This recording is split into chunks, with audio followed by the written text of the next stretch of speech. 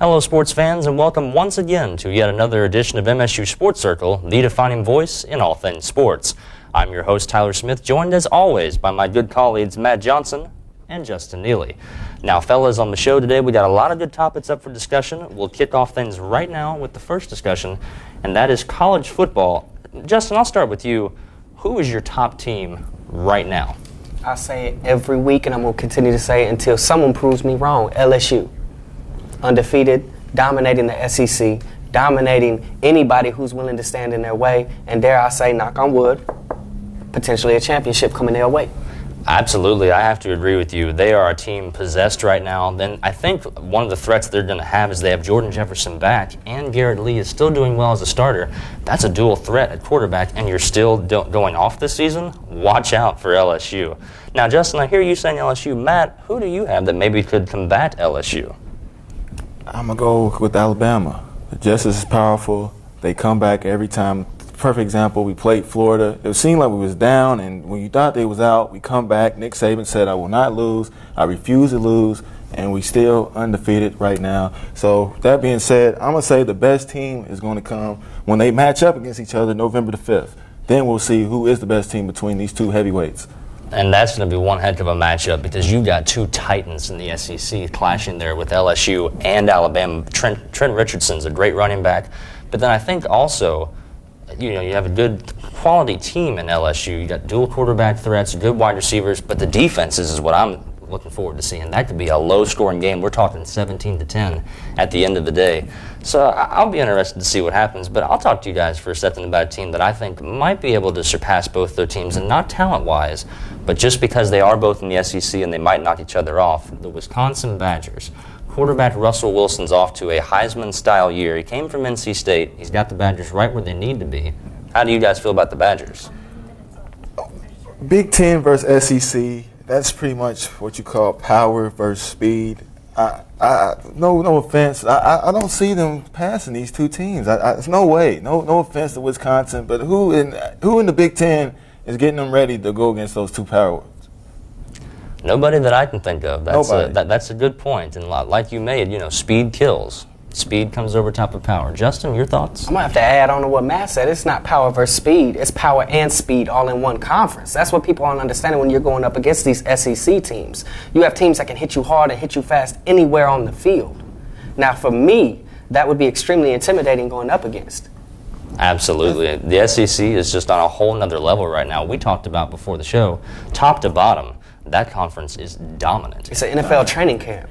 Their weakest team can go in any other conference. I mean, you talked about this, and can dominate. Your lowest caliber teams, your Ole Misses, your Arbyns, go out another conference, dominate. Absolutely. The Big East. There's nobody. The Big Ten, who in the conference this year? Ohio State is down. Michigan State is mediocre. Michigan's still rebuilding. Who gets them ready? But in Wisconsin's defense, you got to give credit what credit is due. They're a good program. I will agree with that. But do I think that they will top an SEC team this season? No. I think that's out of the question. All right. I hear you guys. I hear you. Well, we'll move on, and we'll finish this segment out with our college player breakdown. This week, it's Jarius Wright, a senior wide receiver out of Arkansas. Justin, tell us a little bit about what he did. Can you say that name one more time for me? I'm sorry. It was Mr. Jarius Wright. Please remember that name, ladies and gentlemen. Jarius Wright. This man had 281 yards, which is a school record. What's most impressive about this, he wasn't doing this against single coverage. They were, at times, 3 men trying to guard this guy, and it was not happening. He would not be denied. Absolutely not. Matt, your thoughts? This doesn't surprise me. The head coach of this program, Bobby Petrino, he's pretty much an offensive genius, in my opinion. He just take anybody, average quarterback, average receiver, running back, etc., and just have them just looking just so dominant. Just very impressed. Absolutely. Arkansas, another really good SEC team, something to watch out for this season, without a doubt. Well, that's going to do it for Discussion 1, and we'll be right back after these brief messages here on MSU Sports Circle.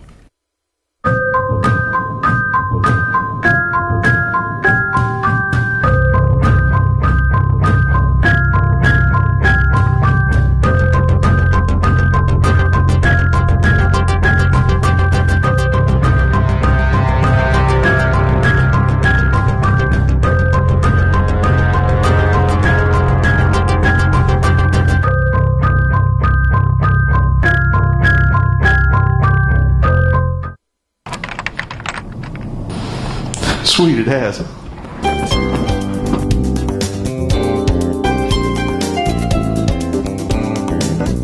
can I help you today, sir? Yeah, I got a package. What's your door address? 811 Cartmel. 811 Cartmel. See your student ID, please. All right.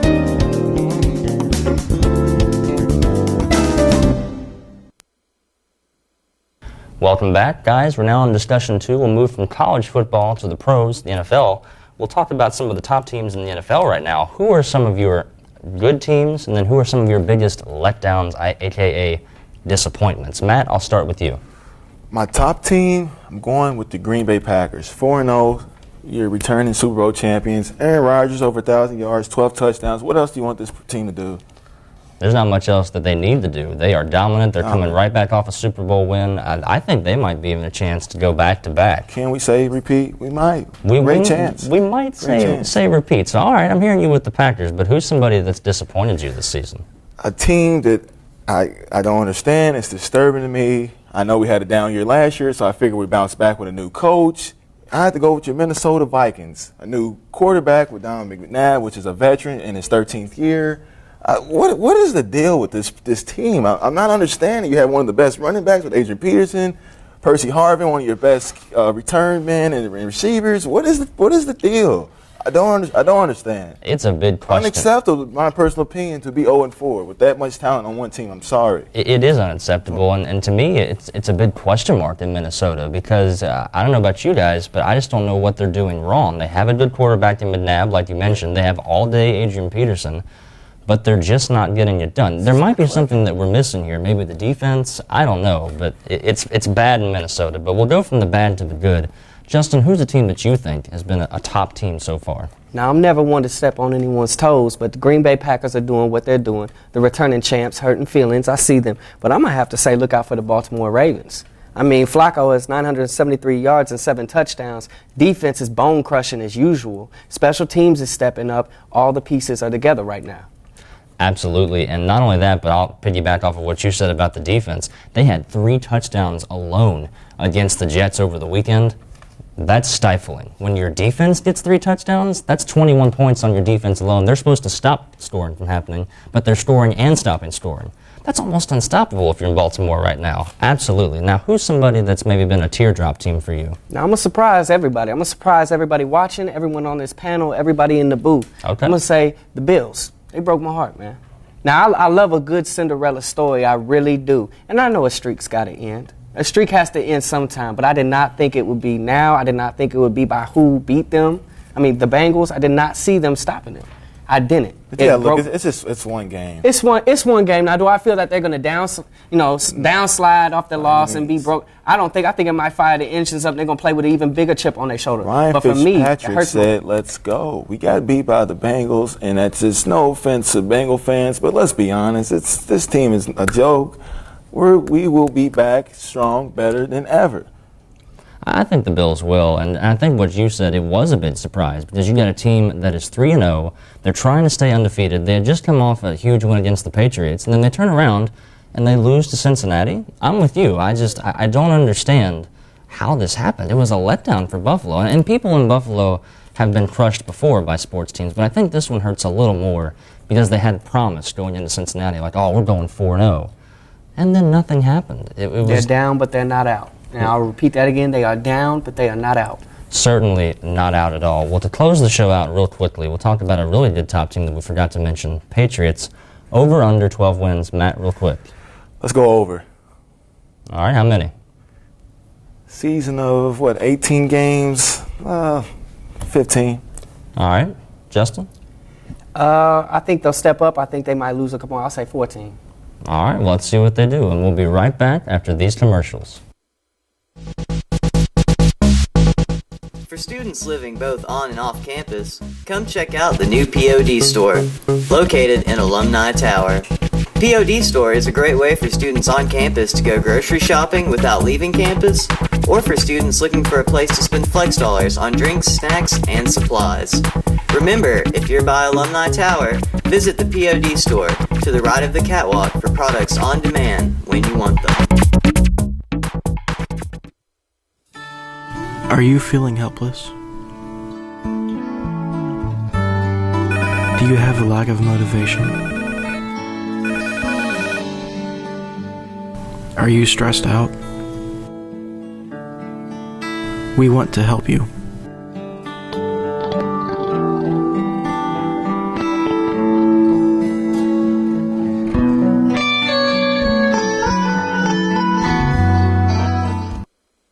Welcome back. This is MSU Weekly Recap, where we recap all of the sports here on Morehead State University's campus. We have a new correspondent with us here in the studio today, and that is Miss Devonna Lee. Now, today we're going to talk about Eagle volleyball, football, and soccer. We'll start off with the MSU Volleyball Eagles. They are continuing to dominate right now, Devonna. They are on an absolute roll with a pair of sweeps over the weekend against OVC opponents SIU Edwardsville. And they've also got a good quality win against Eastern Illinois. They're 11-5 overall, 6-0 in the OVC. Let me say again, 6-0, no losses. Now, Devonna, what I'd like you to talk about is how important it is for them to get a good OVC win and keep on a good roll. Well, it's been very important for them to start off the season beating OVC opponents early. You know, that's very important. They seem very poised to win the OVC title this year. So I'm looking forward to that big win. I really think that they will, and I'll talk about two players in specific that have impressed me is junior outside hitter Ellie Robertson. She's got over 257 kills, folks. That's insane for volleyball. Yeah. Those are crazy numbers. And then a redshirt freshman in Laura McDermott with 61 blocks on the season.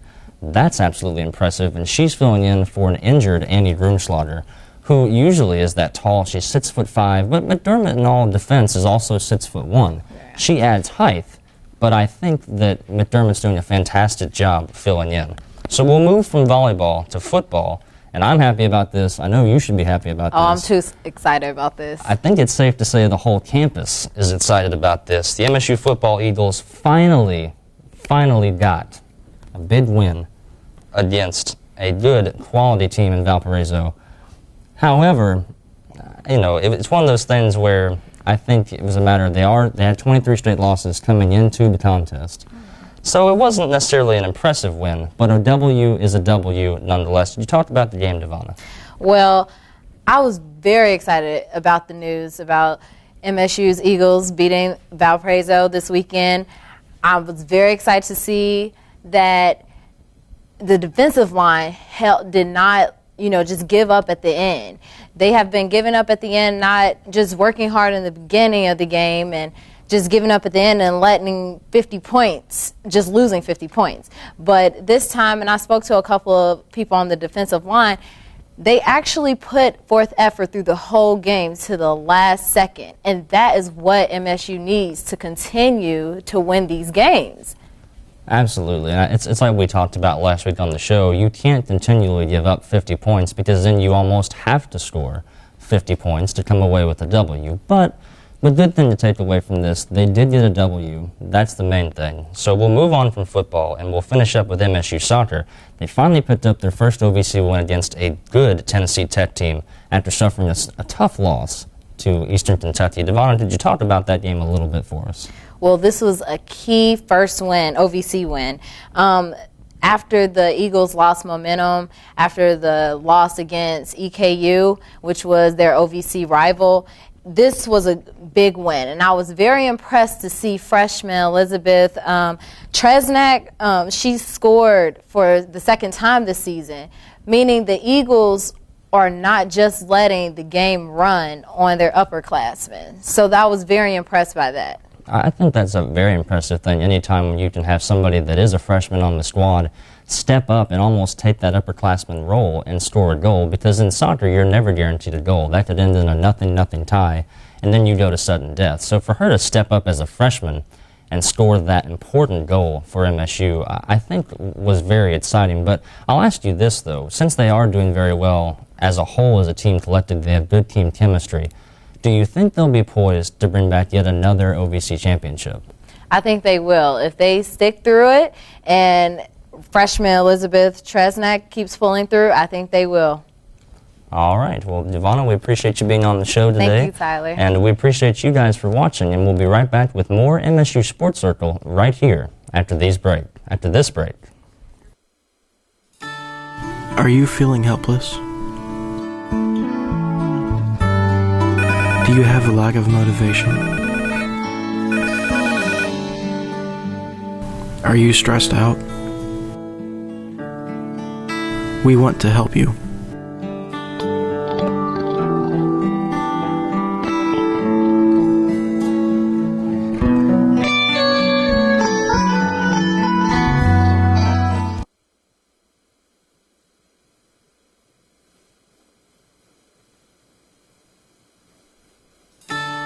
Are you feeling helpless? Do you have a lack of motivation? Are you stressed out? We want to help you.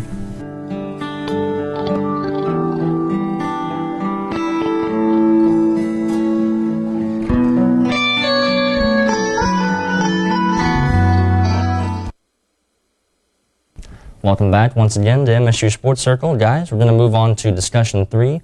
The MLB playoffs have been underway over this weekend, had a lot of exciting things. We'll start off in the American League Division Series. The Detroit Tigers are up 2-1 on the Yankees. And Justin, I'll start with you. Give me your thoughts on that series, and I'll also ask you, how much trouble are the Yankees in right now? First thought is I told Matt so. Second thought, I feel like they're in a lot of trouble. Not only is this a win on paper, but mentally, this is momentum. If you watch the game, they're not scared. They're not scared. They believe that they can beat the Yankees. I mean, my man Verlander, 11 strikeouts. I mean, enough said. They're playing with conviction. They want this win. They're not scared. In their minds, they've already won it. Absolutely. I couldn't agree with you more. I got a chance to watch that game late last night, and you're right. It was a complete momentum shift. They socked the Yankees in the mouth. And with that said, Matt, I'll turn to you. You've, the last 2 episodes now, I hate to call you out, but you said that you can't count out the Bronx Bombers. What's your response to that? Let me start off saying this. Yankees might be down, but Yankees are not out. I'm sorry, fellas. I disagree with you. This is still America's team, the most historical team we've had. I don't care if they're down. I don't care they're down. So I'm going to say I don't care they're down. They're not done. This is not done. All right, so you're holding true then. I'm holding true to that. This is episode 3, and I'm still with my New York Yankees. Okay. All right, so a lot to be determined there in that series. We'll see what happens. If you want my opinion, I have to go with Justin on this one and think that they got the better of them. But we'll move on from that game, and we will go to the other game that was played in the American League, and that's between the Texas Rangers and the Tampa Bay Rays. Now, the Rangers also have a 2-1 lead over another good AL East team. Matt, I'll start with you. If you had to choose one team from this series to go on, would it be Tampa Bay or Texas? This is just really a series I'm still trying to figure out. But I'm just going to beat on the table and just throw one out there because I don't know. Let me go with the Tampa Rays. So you think Tampa Bay is going to come back and have a chance to actually get back in this series, tie things up, force a decisive Game 5? I think so. All right, well, it'll be interesting to see what happens. I mean, they're a scrappy team. They're not necessarily a team that's ever down and out, so to speak. And the Rangers could falter at some point. But I don't know. Justin, give me a reason why Texas is going to take over. I'm Josh Hamilton. 2 words, Josh Hamilton. I mean, he's clutch. He's showing that he's got ice in his veins right now. This man has 2 RBIs, and the catcher Mike Napoli did as well. I'm just saying right now, they got everything going for them. Now, is it a guarantee that they're going to pull out the win? No, nothing's guaranteed in sports. But my opinion, Texas Rangers will make this happen. Absolutely, and that's a good point because Josh Hamilton is one of those emotional leaders on that team. He's a guy that comes out there and says, listen, I'm going to get mine. I got your back. We're in this to win it. Let me stop you. I'm sorry. I just love how me and you just, we both just very passionate about sports. And we're always, when it comes to MLB, we're not seeing eye to eye in MLB for some reason. Check the track record, though. I'm up on you. You are. I give that. You are. Roll with a winner, Matt. The Justin bandwagon is open anytime you want to join. All right. Well, speaking of bandwagon, if you haven't jumped on the Milwaukee Brewers bandwagon yet, you might want to because they're on fire right now. They're up 2-0 over the Arizona Diamondbacks. Justin, I'll start with you. Why are they up 2-0 so early? First baseman, Prince Fielder, stepping up, doing his thing, handling business, motivating the team, motivating the fans. Also, you know, you have Ryan Braun, and which both guys have 3 RBIs apiece. So you have 1-2 hit, hands down, man down. All right, Mama, there goes that man. Now, Matt, real quick, Cardinals Phils, who you got? St. Louis, baby. Going to St. Louis, a big upset. All right. Well, don't get too upset, because we'll be right back after this commercial break here on MSU Sports Circle.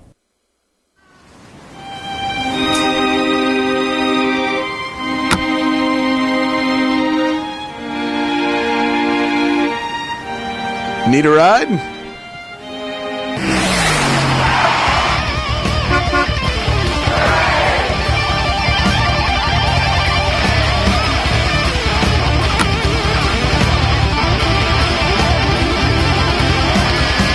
Call the police and ask for the shuttle. It's free!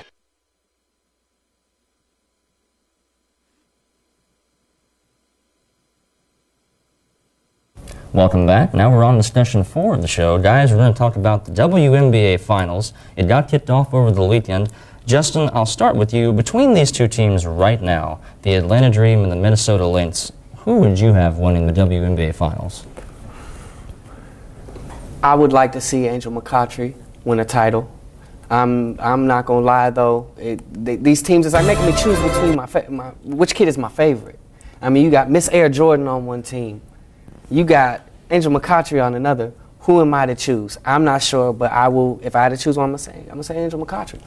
All right, fair enough. Now, Matt, I'll ask you the same question now that you've heard that from Justin. Who do you have, Minnesota or Atlanta? This response has already been taken.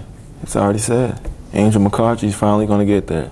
We're going to win. It's our second time in the finals, and we're finally going to get over the hump, and we're going to win this year. So finally going to get that ring that elusive ring she's been chasing. She's finally going to bring it home. Finally going to get it, because I just see her hunger. I just, ever since we got in the lead, it's just like, I came to play. Coming into college, I wasn't known. I come in my senior year and I go to the championship and I lose. I have to show where I stand. I need a ring on this finger, and that's where Angel's at right now. And that's a very good point to make. Now, I'll ask you, Justin, with all that said, who has to step up for Atlanta to win, and then who has to step up for Minnesota to win?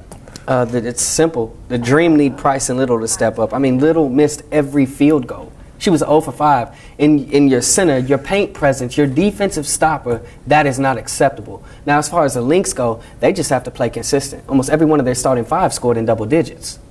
That was absolutely impressive. Like we talked about, it seems as though the Dream are playing the country ball, the Lynx are playing team ball. And you know as well as I know, team ball wins you championships. Absolutely. Matt, I'll ask you the same question. Who's got to step up? I don't care who has to step up. We just need our supporting cast to step up. Coach motivate them to get their supporting cast in row. Have our star lead the ship, and let's go. So you're saying more bench worthy? That's all it takes. You just need a bench. You have 5 players out there. You get fatigued. Switch them in. Where's our supporting cast that doesn't get the highlights and gets called on that as often? But when we come in the finals, everybody needs to just come to play. All right, fair enough. Now, I hate to do this to you guys, but I have to ask this question. I'll start with you, Justin. Who you got if you had to choose, the Lynx Maya Moore or the Dream's Angel McCoughtry? You're asking me to choose, once again, between my children, Tyler, but I'm going to go with someone who has been proven. Someone who has overcome controversy of being a nothing to being a something. I'm going to go with Angel McCoughtry. She's been there. She has the All-Star appearance. She has the finals appearances. She has the Olympic team appearances. I just can't deny her right now. Hard to argue with that track record. Matt, very quickly. I'm just following along with you. I love her game. She plays the 1 through the 5. She's about 6 foot, can play the shooting guard, point guard. I mean, what do you want her to do? It's so scary just seeing her. Her potential is absolutely through the roof, and I really hope that she gets that elusive ring. I think she deserves it, but the Lynx are good, so there's quite a bit to see. It'll be interesting to see how this one goes down. I'll be excited to watch, and I know you guys will be excited to watch. It's going to be a great series either way. Great. It will, absolutely. And we'll have a great finish to our show right after this commercial break.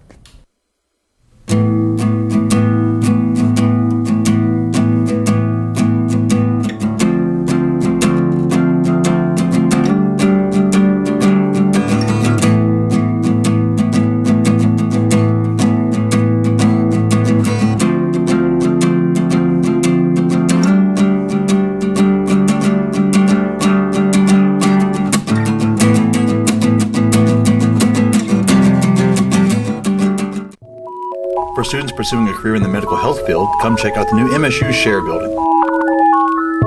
The Share Building is located right below St. Clair Hospital on Fleming Avenue.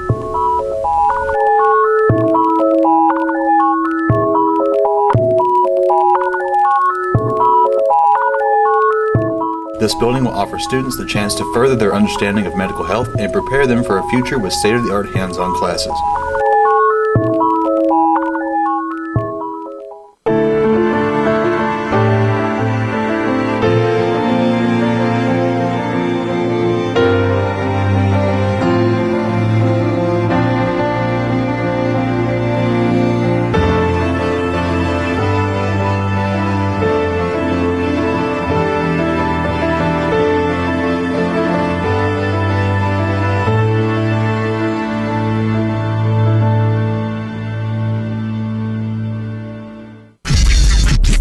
When you got some homework and you need a place to go, when you're working on a project and your computer is slow, there's a little place on campus that I think that you should know about. The first story of the library is what I'm talking about. Walk past Java City and then you will see the new commons area is where you should be. They got computers and printers, couches, tables and more.